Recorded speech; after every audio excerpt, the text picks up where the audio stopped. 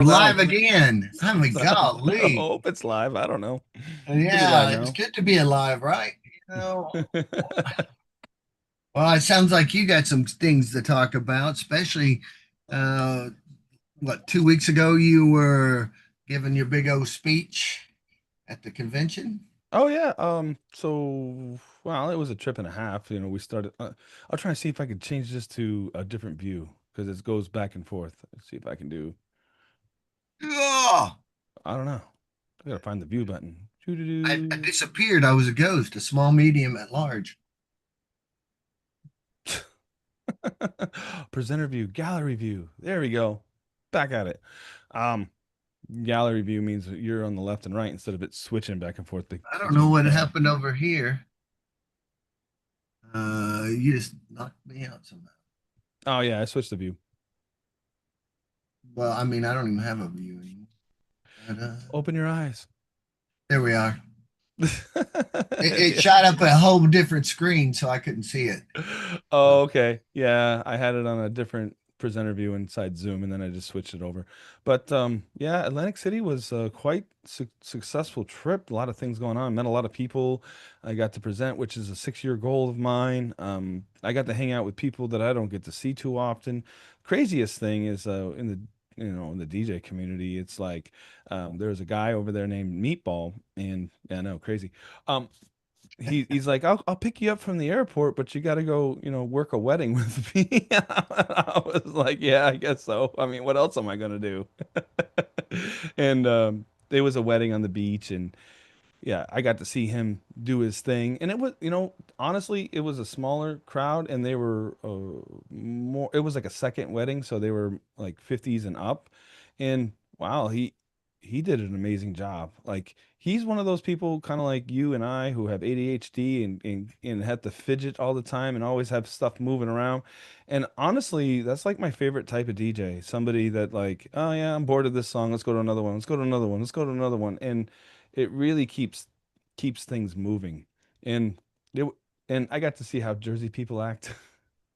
I don't know if you know this or not, but like in New Jersey, you can't pump your own gas. It's one of those states that unionize gas pumping. And apparently, while I was there, I also like I've known this, right? But I never really cared because I've never had to pump gas there because I just fly there and everybody else worries about that. But basically, Oregon is another state where you can't pump your own gas, which is weird. I don't know why I went there, but anyway, I went there because there's a saying or that DJs say all the time in New Jersey. You're familiar with Jersey Shore? That's a TV show, right? So anyway, in Jersey Shore, they play, you know, heavy electronic dance music, and well, basically, they pump their fist. So, so the line that people say, "We don't pump our gas, we pump our fist." Oh, I also learned a few other like, tricks that he says on the microphone, which I thought was pretty cool. Um, so when you're at a wedding, you play a slow song to get all the like you get on the microphone and you say all the happy couples out to the dance floor. And and I'm go. well, it doesn't stop there, right? My line after that usually is, and then all the other couples after that, right? But he had a few other ones that I thought were hilarious. He goes, all the happy couples to the dance floor, all the couples that married for money, all the couples that met at Christian Mingle, or all the couples that met at Grinder. I was like, what? So I thought that was hilarious. Anyway, he did a really good job, and it was funny. When you DJ events, is there's always like, one person that just uh, wants to give you a hard time for no reason. So when I was there, I have all my my gimbal and my social media stuff, and I don't think this guy does a lot of social media. So I was like, oh, let me get some video of you having a good time and getting the event and everything. So I was just going there with my fancy like phone and my gimbal, and I'm taking all these videos and stuff, and then making clips for him while I'm there. And then this guy comes up, like everybody's dancing and having a good time, right? And on top of that, it's like a 30 to 40 people, in attendance to this whole thing, right? people have been dancing for like an hour, hour and a half, and like this guy comes up, yeah, we got to change the vibe, and like, and I'm not the DJ, I'm just standing by him, like whatever he needs, and then he asks the question, well, what do you want to hear? And then the guy goes, I don't know, like, but we got to change the Anything but vibe. this. Yeah, yeah. And then what's it going to take to get you on the dance floor? And then he goes, "Oh, I'm not even going to dance." Like, why the hell do I care what the hell you want to hear? Like, but the whole time, like he's looking at me, like trying to get some sort of affirmation. Like, like I'm going to agree with him or something. Like, I'm just giving him the deadpan stare because I know in my mind what I'd be saying to this guy. But I was like, it's not my gig, like I'm just standing here. I got my little phone in hand, and then I already like don't really don't care for this guy too much. But then I run into him like in the hallway because I'm getting ready to see what's going on out there, and he looks at me and goes, "Are you the social media guy?" I can be, but I wasn't giving him any answers. Like, but anyway, trials and tribulations of being a DJ, and that was like day one in Jersey. But as far as the DJ convention goes, I mean, they had a lot of different parties and such, which you go to one club, like Dion. It was his first time going to one of these things, and because I was a presenter, I was able to get him a pass and everything. So he had no idea, what to expect. But to go along with me is probably like a good experience to have because I've been in the community a long time, so I know a lot of different people. And if people are tagging along and we're going over here, we're going over there, like I just get a text message and then I'm over there, right? Because the first night there was a welcome party, and this big old club. I have video of it somewhere. I'm going to be posting some more stuff, but big old club, and house music was being played by some famous DJs that I didn't really know, and then I didn't want to tell any. Like I told one person I didn't know who these guys were, and they're like, "You don't know who Jelly Bean is? What is wrong with you?" Like, sorry. One of the guys actually produced Madonna's album. Like, and I'm like, "I'm sorry, I didn't know who this guy was." But everybody else did. So we go to the we go to the club, and it's boom, boom, boom, boom, boom for hours. Like it doesn't even like you can't even tell when the song changes. Like dong da dong da dong da, and it's really loud. There's all these screens and all these lights. And I was talking to Larry. He's like, "Yeah, man. Normally, like what I think a welcome party should be like, someplace where music's kind of like in the background, and then we can all talk and stuff." But, dude, I couldn't hear Dion. He was like 12 inches away from me. Like, but anyway, another thing with Dion, right? Like, because this opening party wasn't at the hotel that we were at. It was at the next hotel over. I think it was called like the Wave or something like that. But we go up to our rooms, we change, we're getting ready to head over there, and he didn't realize that you need to have your badge to say that you're with the convention, or they weren't going to let you in. But we ended up doing the whole like, "Oh, can't you let him in?" And it worked. And then I'm sitting here slapping him and like, "Hey man, never leave home without it. Like why don't you have that?" Like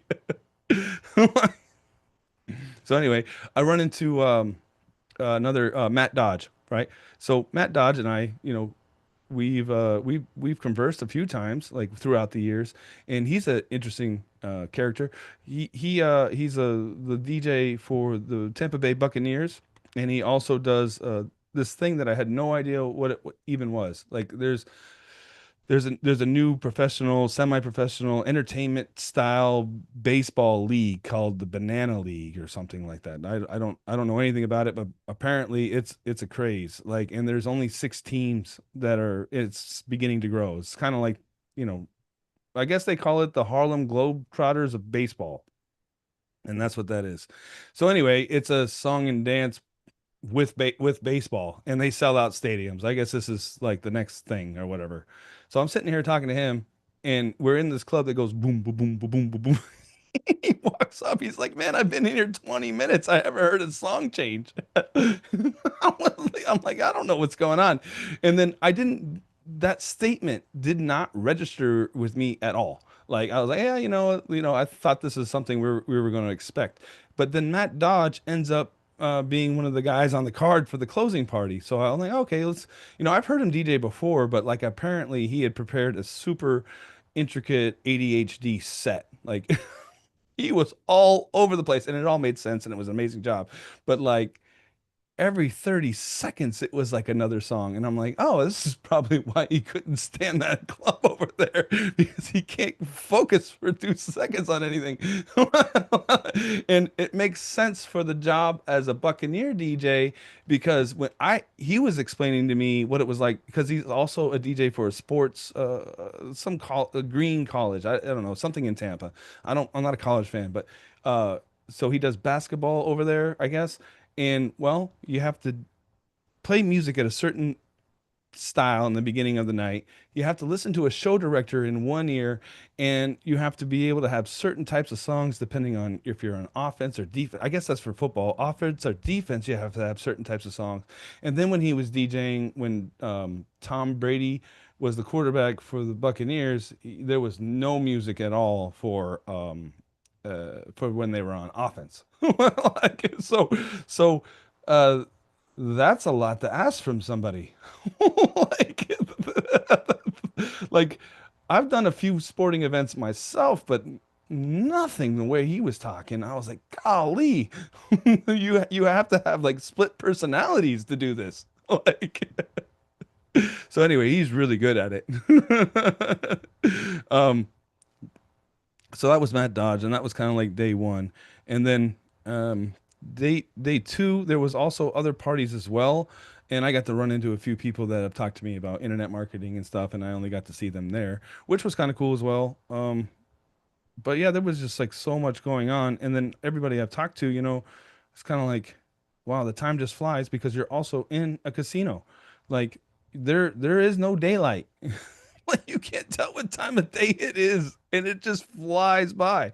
Um, and I had been there a few times, so I was like, "Oh, Dion, we need to go here. Where's Starbucks?" Well, you hop through this, you hop through this set of slot machines, and it's right here.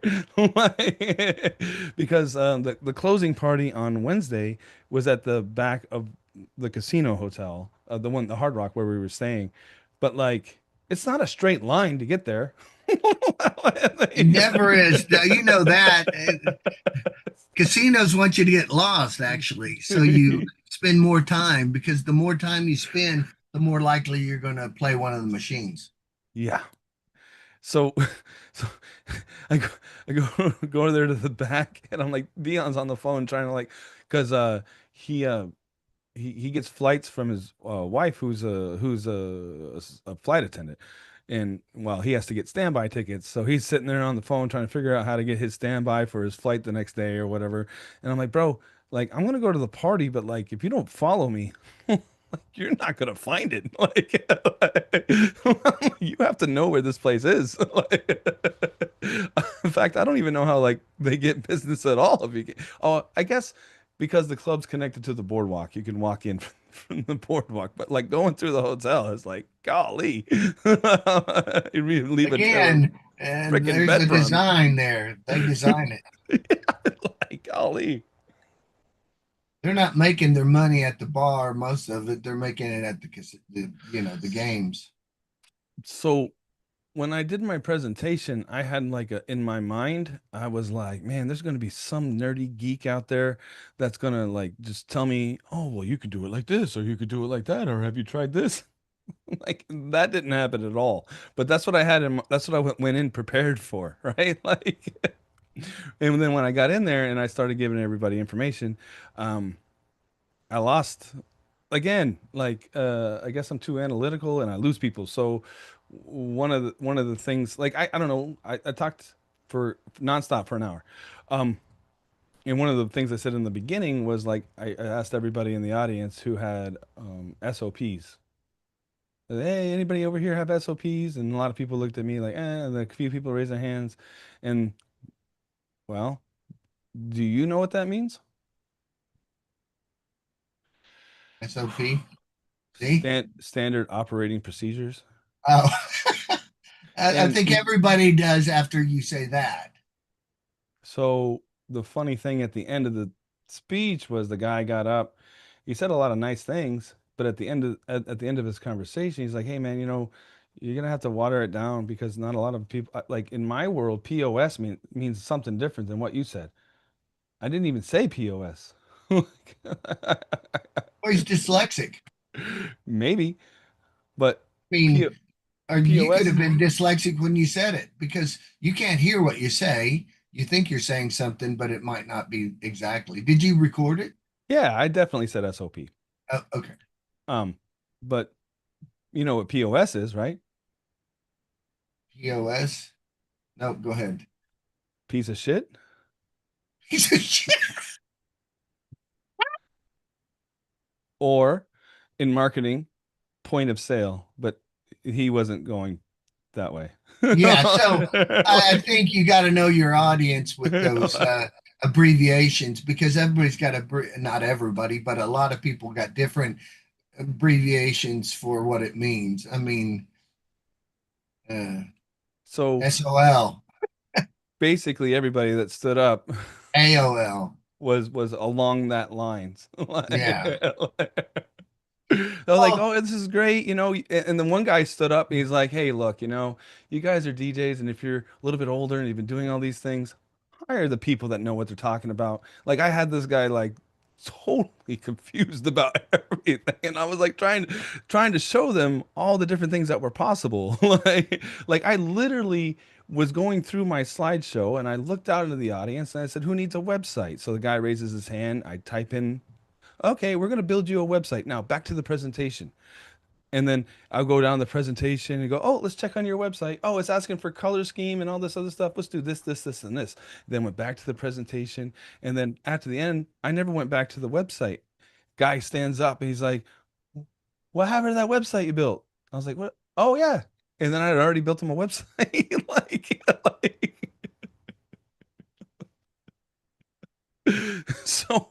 So, yeah, that's kind of where I'm at. that's pretty good to, in an hour, you can build a website.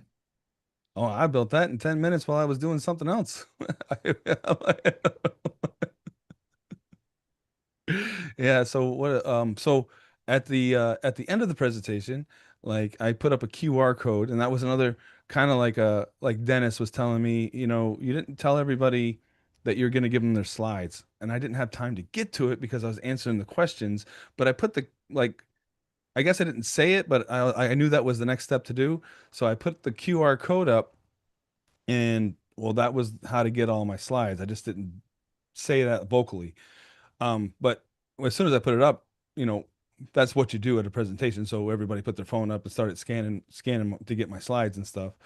Um, but there was a catch, or there was okay, in order to get my slides, which is something I didn't explain either, was that you had to fill out a survey. So basically, it was like, I need your name, your phone number.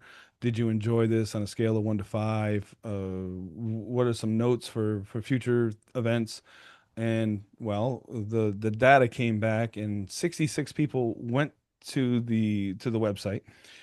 28 filled it out, and 99.9% all gave it a 5 or 6 or a 4 or 5, which was the highest rating, and I only had one 2.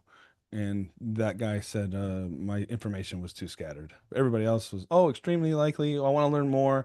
And one of the critiques was that they need more time to digest. Like if they said, Whatever I presented should have been like a 3-day thing."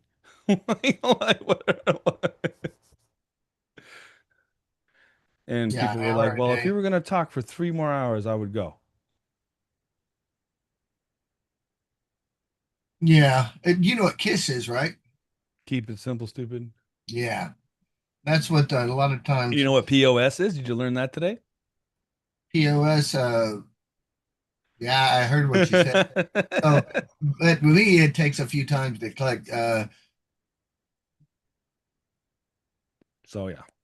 So that was the presentation. Like I did record it. I can't release it because that's something that I was told that, we want people to buy tickets to go to these things. So Yeah. um people can leave comments down below if they want. and ask me what I did. They can also go to djx.coachscottking.com, fill out the survey. It's still up. You can get the slides and audio Okay. recordings. I put the audio recordings in there, but it was AI audio like rehearsal recordings. So, and I had another person reach out to me a couple days later asking me questions, and I was like, "Oh, he asked me like, what was the best way to streamline AI?" And again, you go back to clarifying questions, which is like, oh, on which step are you trying to, I explained to my there's like 8 steps in order to get a client, something like that. Um, and I was like, well, which step? He's like, oh, it's in your slide somewhere. Then I went and screenshot it and be like, okay, what are you trying to do? Here's this slide and here's this slide. And well, basically it all goes back to me building a go high level account for you because um to try and like go high level, it like it's an all in one, right? So it all talks to each other and it makes the most sense versus like trying to piece together other things and then make some sort of zap from one to the other to like get it to do what you need it to do. If it's all in house, then it already talks to each other. So I'm not allowed to sell any services while I was there. I can just point to them, but like understand why the services are there and how it benefits you or what a process would be like in order to make that happen, right? So I don't think a lot of people understand the value ladder or the factory line. How does it work? I don't think people look at it as like a factory line, although that's probably like the best way to look at it, even though that's a little unemotional or just disassociation maybe, uh, but it's fact is fact, like, oh, this person doesn't know who I am. Well, how do you get them to know who you are? Do you want to sit there and call them every day, or do you want to send them emails and text messages with information about who you are? Like, so So did you do the 8 processes that you have to do to get a client during your, in a sense, right? okay, So I glossed over a few things because it just too much to w- cover and yeah, just where a would you lot. like where would like I had like someone asked me a question, I can dive into any one of those categories or why that makes sense. But I glossed over a lot. Like, Well, that's a rabbit hole when you're doing a speech and you got a 2 hour speech and you're trying to get it in an hour, and you could go down any rabbit hole for another 30 minutes. Like you said, that could have been a 3 to 4 day class, and it could have been 2 hours a day or 4 hours a day. There's just so much to learn. You, I mean, every one of those steps you could do a day on. I mean, every one of those 8 steps yeah. easily. So, I And mean, so I don't know. Yeah.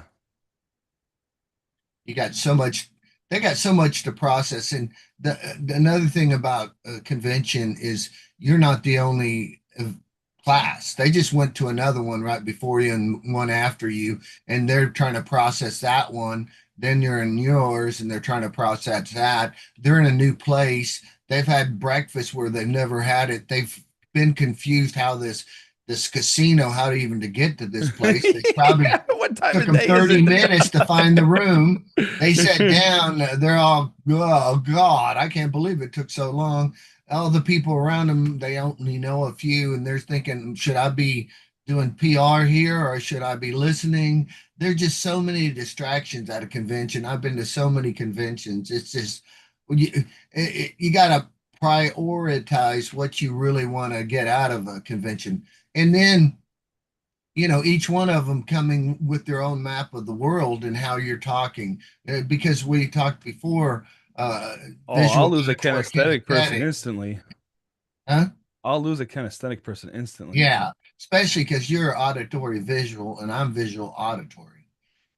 And so, and that's why you're a great DJ. Yeah. And that's why I'm a really good stupid person. Yeah. So yeah, I mean, if you have ADHD, that's switching songs all the time is what keeps a party moving and like what becomes your superpower. Right. And for a comedian who can do a line every 10 seconds, it gives them I usually have four other things I'm going to say after I do a joke. I have four other jokes backing it up. So I can do a pow, pow, pow, pow, pow, pow, which is, but you do want to, yeah. So again, we know that you can lose a kinesthetic person within the next in 10 Do you minutes. want to Or explain to everybody watching what a kinesthetic person is? yeah, kinesthetic, they talk a little slower, they process a little slower, they go for the feelings and touch, and they're uh, they don't usually, not all, but most of them aren't real keen of someone who's like this and Did you freeze? you you froze. come up. Do you see that? You That's got why s- you got that the camera so the couldn't handle your system, excitement. yeah, the system is kinesthetic. Okay, that's what a kinesthetic would do. They just blow up when a visual auditory comes at them. So if we don't talk a little slower and we put too much energy, like I just did, they blow up just like what happened. Overload. Yeah. So now, if you're a visual auditory, you'll get bored with somebody who's kinesthetic if they start talking like, when I was a kid, I used to think, how would this happen to me? But then I realized, and you're going, and a visual auditory is going, what's can't listen to this.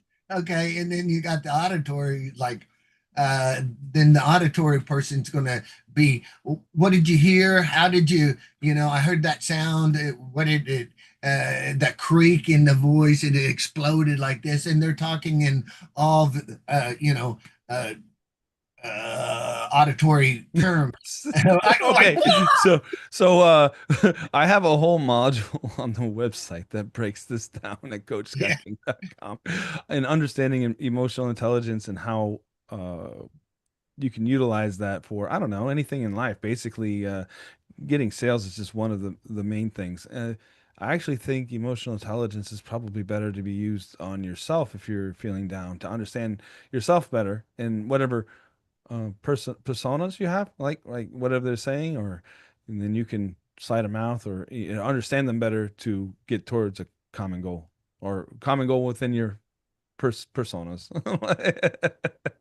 I know that's probably too off the charts for this channel. and for a happiness quote here is basically you want to find a way to make yourself your own best friend. Never push yourself too hard that you'd lose your friend, but always push them enough that they can get the things done.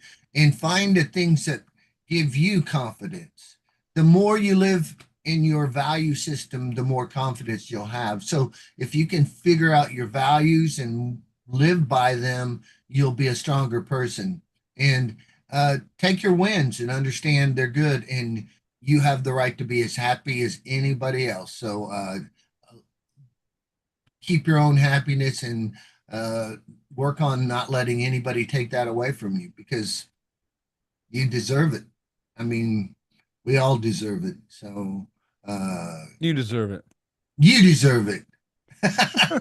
Smile, make the other. Did you know when you smile at the world, it smiles back at you? Do you know the mirror neurons in people? If you smile at them, they'll automatically smile without even thinking. It's a mirror reaction. So send that smile around because Kind of you help like the world. Dennis, who always like, And oh, this is so great. This is so I great. This is know. so great. Everybody that And hangs also the out. strongest, go back to the strongest force in the room is going to lead the room. If it's all negative, they're going to bring it down. If it's all positive, it's going to bring it up. So where do you want to bring your audience to, or the people around you? Are you bringing them up when you are with them, or are you bringing them down? And what I say as a happiness coach, watch out for the people who bring you down. So give yourself a scale, up or down. How do you feel after you have a conversation with somebody? If every time you get off the phone with somebody you feel down, understand you don't have to fire that friend, but that friend might not be one of the ones you want to hang around with. And remember, the five people you hang around with the most, the more you'll likely become like them. So uh so find the people who can help you with what you have and go towards your goals and find similar people. We call it like your tribe or your group. Find a group that supports what you want to do and they can help you grow instead of somebody, the downers, who just say, oh, we can't do it, nothing good, nothing, Yeah, and it's hard to find those guys in the DJ community. It There's a lot is. of It is. like people that are just so opinionated. It's oh my God. It's horrible. Well, I go back to everything in life, what's good, it takes a little bit of work. If you're not willing to put that work in to find that person, then you're going to stay where you're at. And there's also go to homeostasis, the status quo. That's what most people stay at until they figure out, oh, I froze, didn't I? Yeah. Looks like looks like you're cooked. I, I don't know what's going on there. Can you hear me? Yeah. Okay, well, I'm beautiful stuck there in life right there, which is good. I don't know what Yeah. happened. Well, that's pretty much wrapping Uh-oh, up the now you're stuck. Nah, well, maybe that's on your end. Well, that's pretty much wrapping up the time we have for Okay. today anyway. So, Everybody, even though you can't see me, I'm beautiful. oh yeah, big shout out to Larry D. Thank you for shouting me out and you had an amazing set and it was a honor and a privilege to be a part of that set. So, we'll catch you. Woohoo! We'll